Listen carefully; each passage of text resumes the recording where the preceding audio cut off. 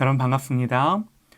율법과 복음 세 번째 묵상, 죄에 대하여 죽고 의에 대하여 산 자라는 제목으로 하나님의 말씀 나눕니다. 로마서 6장 1절에서 2절 말씀 같이 보시겠습니다.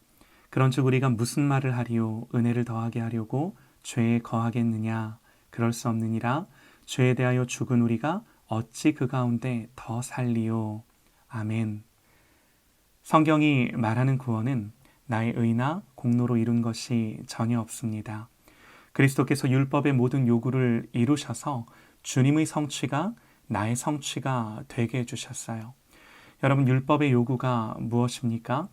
이 율법을 다 지켜 행하여 하나님 앞에 완전하라 입니다. 그러나 여기서 끝이 아니라 다 지켜 행하라 그랬는데 행하지 못했을 때 율법은 우리에게 형벌까지도 요구합니다. 그래서 율법의 최종 요구는요, 죄의 값을 치르는 거예요. 죄의 대가가 무엇입니까? 사망입니다. 그러나 주님은 십자가 위에서 다 이루셨다 말씀하셨습니다. 무엇을 이루셨다는 건가요? 주님 자신이 율법을 모두 행하셔서 율법의 요구를 이루셨을 뿐만 아니라 심판받으심으로 율법을 지키지 못한 우리가 받아야 하는 형벌까지도 받으심으로 율법의 최종 청구를 다 갚으신 거예요. 속죄를 이루셔서 우리를 구속하신 겁니다. 값을 치르신 거예요. 이것이 성경이 우리에게 가르쳐주는 구원입니다. 그래서 주님의 십자가와 부활이 가져다 준 승리가 무엇인가? 우리는 사망을 이기고 승리했다. 예수님의 부활을 그렇게 찬양합니다. 고린도전서 15장 55절에 기록합니다. 사망아, 너의 승리가 어디 있느냐? 사망아, 내가 쏘는 것이 어디 있느냐? 사망이 쏘는 것은 죄요, 죄의 권능은 율법이라. 무슨 말인가요? 율법이 우리를 죄 아래 가두고 사망으로 심판하는데 그 권능, 그렇게 할 수 있는 근거가 뭔가? 사망이 쏘는 것은 죄요, 죄의 권능은 율법이라. 우리가 죄로 말미암아 사망에 이르는 것은 뭐 때문이에요? 물론 죄 때문입니다. 그러나 엄밀히 말하면 죄를 죄로 규정하는 법 때문이에요. 죄를 죄로 규정하는 법이 없다면 죄는 죄가 되지 않습니다. 하나님은 공의의 하나님이십니다. 죄를 그냥 두고 보실 수 없기에 죄를 법 아래, 이게 죄다 규정하시고 반드시 법대로 심판하십니다.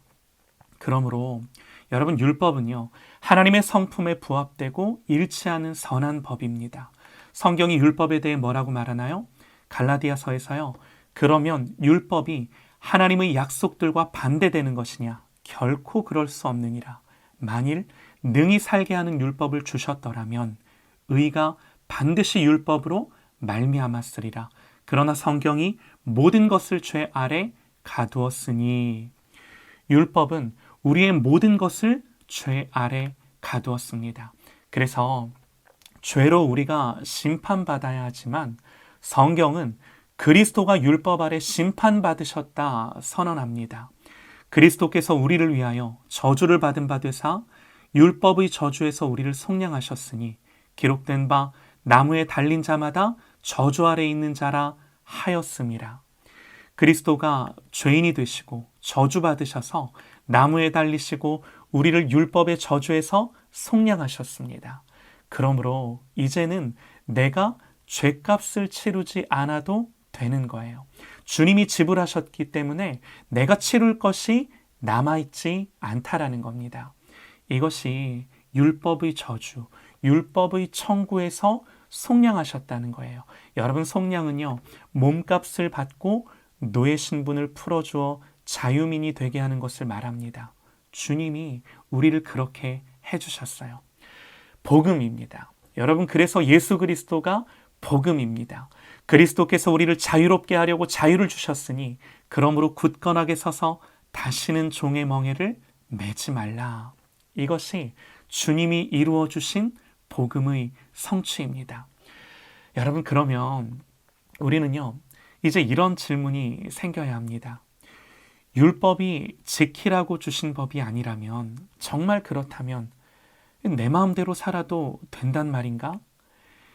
율법의 의무를 주님이 다 이루셨고 율법의 최종 심판까지도 주님이 다 받으셨는데, 그리고 주님의 그런 성취가 나의 구원이라면, 그렇다면 나는 그 율법에 대해 아무것도 안 해도 된다는 말 아닌가? 나는 그러면 죄 짓고 막 살아도 괜찮겠네? 주님이 해결하셨고 다 구원하셨는데 나는 그렇게 살아도 된다는 거네? 여러분, 이런 질문이 나와야 하는 거예요. 우리는 이런 생각을 율법 폐기론 그럽니다. 그래서 오늘 1절 말씀에요, 사도 바울은 그런 즉 우리가 무슨 말을 하리요? 은혜를 더하게 하려고 죄에 거하겠느냐? 그렇게 질문하는 사람들을 향하여 반문하는 거예요. 이에 대해 바울은요, 단호히 거절합니다. 그럴 수 없다 대답합니다. 그 이유가 뭔가요? 우리는 죄에 대해 죽었기 때문에. 그런즉 우리가 무슨 말을 하리요? 은혜를 더하게 하려고 죄에 거하겠느냐? 그럴 수 없느니라. 죄에 대하여 죽은 우리가 어찌 그 가운데, 그 죄 가운데 더 살아가리요? 여러분, 죄에 대하여 죽었다는 것이 무슨 의미인가요? 이 말이 우리가 더 이상 죄를 짓지 않는다는 말인가요? 또는 죄에 대하여 죽으라는 명령인가요? 아닙니다. 이미 죄에 대해 죽었다는 선언입니다. 여러분, 이건요, 내 경험 안에서 일어난 일이 아니라 그리스도께서 행하신 일, 그리스도 안에서 일어난 일로 말미암아 나에게 선언되어진 사실이에요. 우리가 죄에 대해서 죽었다는 것은 나의 어떤 상태가 아니라 그리스도 안에서 구원받은 하나님의 자녀에게 이미 일어나서 변경될 수 없는 사실을 말하는 겁니다. 우리의 체험과는 관계없이 일어난 사실입니다. 주님의 죽으심과 부활하심이 우리에게 어떻게 적용된다고 성경은 말하는가? 성경은 우리가 그의 죽으심과 합하여 세례받음으로 그와 함께 장사되었나니 그럽니다. 여러분, 예수님이 십자가에 죽으셨다는 그 사실은 우리도 주님과 함께 십자가에서 죽었다, 그렇게 우리에게 적용된다는 거예요. 또요, 그리스도를 죽은 자 가운데서 살리심과 같이 우리로 또한 새 생명 가운데서 행하게 하려 함이라 그럽니다. 무슨 말인가요? 예수님의 부활하심과 함께 우리가 새 사람으로 살아 새 생명 가운데 행하게 하려 한다, 그렇게 설명하는 겁니다. 그래서 성경은요, 만일 우리가 그의 죽으심과 같은 모양으로 연합한 자가 되었으면 또한 그의 부활과 같은 모양으로 연합한 자도 되리라 그럽니다. 이것이 주님의 죽으심과 부활이 우리에게 적용되어 그리스도와 연합되어 내 안에 이루어진 사실입니다. 사랑하는 여러분, 그렇다면 이런 사실은 우리에게 무엇을 가르쳐 주나요? 로마서 6장 11절부터 기록합니다. 잘 한번 들어보시죠. 그리스도께서 죽으시고 부활하심으로 말미암아 그렇기 때문에 우리에게 이렇게 말하는 겁니다. 들어보세요. 이와 같이 너희도 너희 자신을 죄에 대하여는 죽은 자요, 그리스도 예수 안에서 하나님께 대하여는 살아있는 자로 여길지어다. 그러므로 너희는 죄가 너희 몸을 지배하지 못하게 하여 몸의 사욕에 순종하지 말고, 또한 너희 지체를 불의의 무기로 죄에게 내주지 말고 오직 너희 자신을 죽은 자 가운데서 다시 살아난 자 같이 하나님께 드리며 너희 지체를 의의 무기로 하나님께 드리라.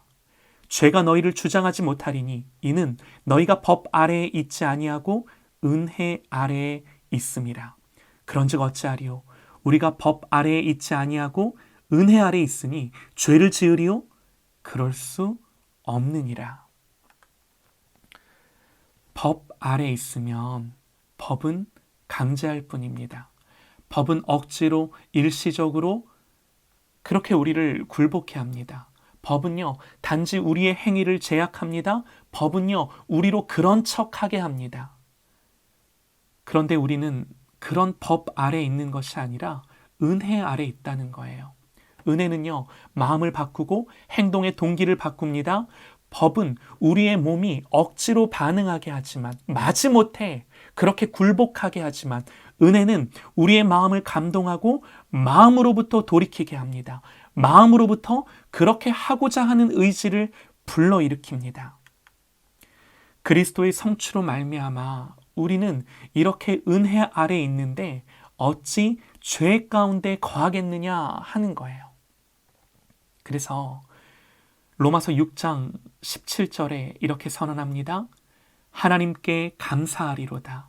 너희가 본래 죄의 종이더니 너희에게 전하여 준 바 교훈의 본을 마음으로 순종하여 죄로부터 해방되어 의에게 종이 되었느니라. 여러분, 이것이 은혜의 역사의 결과라는 겁니다. 예수님을 믿는다는 것은요, 이런 겁니다. 우리가 은혜 아래 있다라는 것은요, 이런 겁니다. 사랑하는 여러분, 이런 복음의 내용을 이해한 사람이 과연 죄 가운데 살 수 있을까요? 그것은 불가능하다는 것이 사도 바울의 논리입니다. 진짜 구원받은 성도는 이미 죄에 대해서 죽었고 하나님께 대하여 산 사람입니다. 그리스도께서 죽으시고 부활하신 목적은 우리로 새 생명 가운데 행하도록 하기 위해서예요.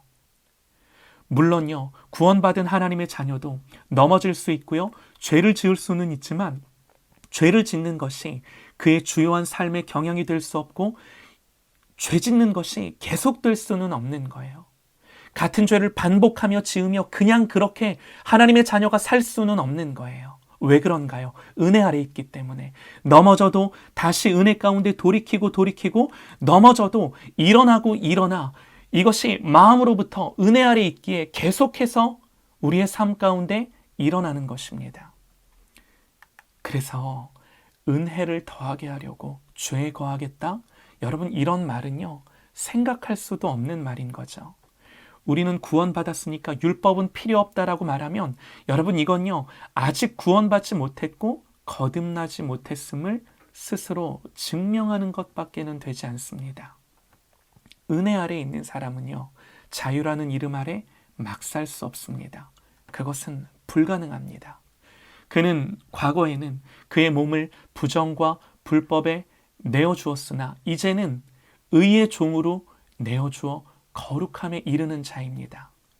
그는 하나님에 대하여 살아있기에 하나님의 영광과 그의 이름을 위하여 모든 것을 행하고 싶어하고 행하는 사람입니다. 여러분, 이것이요, 복음의 은혜의 능력입니다. 이것이 은혜 아래 있는 것입니다. 그러므로 사랑하는 여러분, 법이 아니라 복음 앞에 나아가십시오. 예수 그리스도께서 우리를 위하여 무슨 일을 행하셨는지 그것을 묵상하고 마음에 새기며 우리를 위하여 그 일을 이루시고 성취하신 예수님을 사랑하고 그 주님이 우리에게 베푸신 은혜가 나를 더욱더 주장하도록 은혜의 보좌 앞에 담대히 나아감으로 말미암아 여러분, 이 구원의 감격과 복음의 은혜 앞에 우리의 마음이 변화를 받아 의를 향하여 사는 저와 여러분이 되시기를 간절히 소망합니다.